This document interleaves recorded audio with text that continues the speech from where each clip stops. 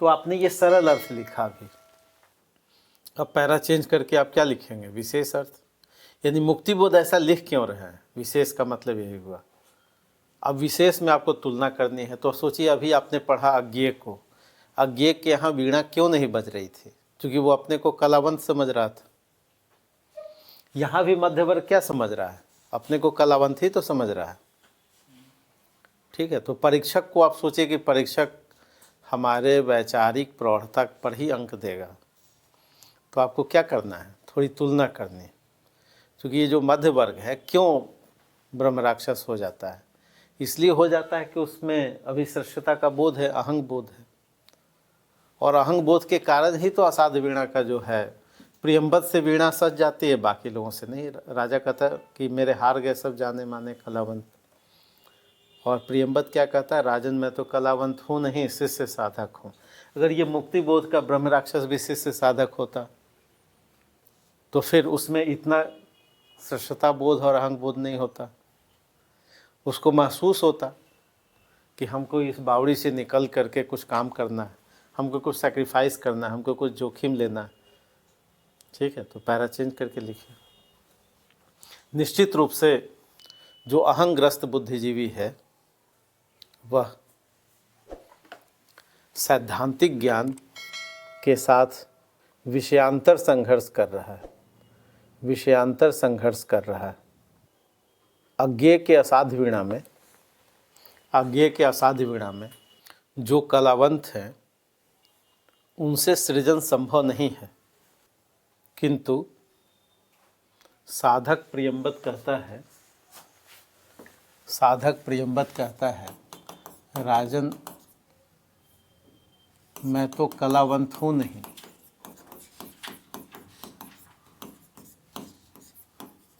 शिष्य साधक हूँ। राजन मैं तो कलावंत हूँ नहीं, शिष्य साधक हूँ। पैरा चेंज करके लिखे। यदि मुक्ति बोध का ब्रह्म राक्षस अज्ञेय का प्रियंबद हो जाए, यदि मुक्ति बोध का ब्रह्म राक्षस अज्ञेय का प्रियंबद हो जाए, तब समस्याओं का समाधान संभव है।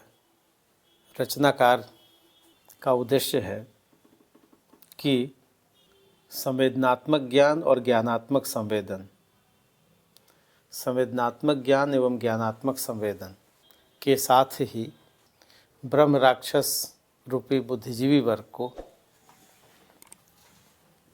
ब्रह्म राक्षस रूपी बुद्धिजीवी वर्ग को सामाजिक सांस्कृतिक लक्ष्य की पूर्ति हो सकती है, सामाजिक सांस्कृतिक उद्देश्य की पूर्ति हो सकती है। संवेदनात्मक ज्ञान और ज्ञानात्मक संवेदन के साथ ही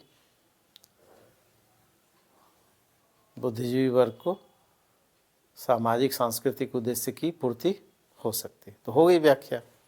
ये मुक्ति बोध चाहते हैं, इन पंक्तियों का लिमिटेशन ये है, आपने तुलना भी कर दिया। सर ये बोल रहे थे व्याख्या दिख रहे हैं तो दो पैराग्राफ में हमने लिखा है, कोई बोल रहा था कि इकट्ठे में साथ लिखो। गलत बोल रहा था। इकट्ठे दो पैरा ही तोड़ के लिखना है, लिख नहीं सकते हैं, क्योंकि रोटी आप एक एक करके ही देंगे, एक बार 5 रोटी नहीं देंगे, देंगे एक पैरा में लिखेंगे। आप देखिए, आप जो भी कुछ कर रहे हैं उस अतिथि के लिए करें, परीक्षक को सब साफ समझ में आए। अगर 3 पैरा में लिखना हो तो 3 में लिखिए। अगर मेरा कहीं पर्पस सोल्व हो रहा हो, 1 पैरा 2 पैरा या 3 पैरा का कोई औचित्य नहीं। मेरा औचित्य सिर्फ इतना है कि हमको अंक लेना है और परीक्षक को कोई मिक्स ना दिखे। हमने पहले पैरा में सरल अर्थ लिखा, जिस पर परीक्षक हमको अंक नहीं दे रहा है, उस पर अंक कितना देगा? 4 4.5। हमको अंक कितना लेना है? 6.5 6 6.5 10 में। तो आपने पहले भी तुलना की, फिर एक और तुलना की अज्ञेय से। नहीं सर जो सरल अर्थ लिख रहे हैं वो एक ही पैराग्राफ में। हाँ, उस चूँकि वो तो बिल्कुल फैक्ट है, जैसे हमने कहा था ये वाला है, इस पर वो अंक क्यों देगा? ये तो कोई भी रट लेगा। आपको किससे अंक देगा? जो उसके कॉन्सेप्ट पर जब तक आप बात नहीं कीजिएगा तब तक, ठीक है, समझ में आया।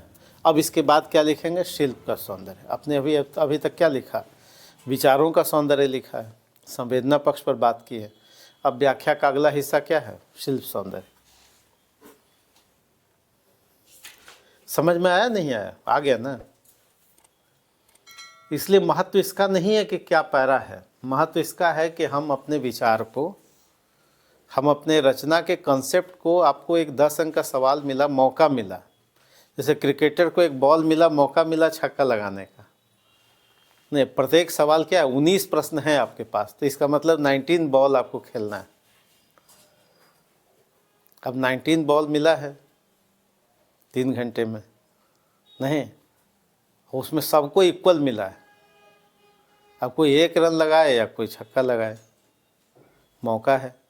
तो मौका है तो उसको आपको प्रैक्टिस करेंगे तो फिर अच्छा रन बनेगा। तो लिखिए शिल्प सौंदर्य। और शिल्प सौंदर्य में क्या होता है कि भाई भाषा कैसी है, काव्य रूप कैसा है।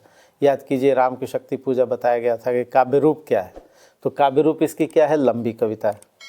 भाषा कैसी है? खड़ी बोली हिंदी तत्सम प्रधान है। आप देखिए प्रफुल्लित है, कंटकित है, नव है, विनत है, श्रेष्ठता है, ये सब कैसे हैं? तत्सम शब्द।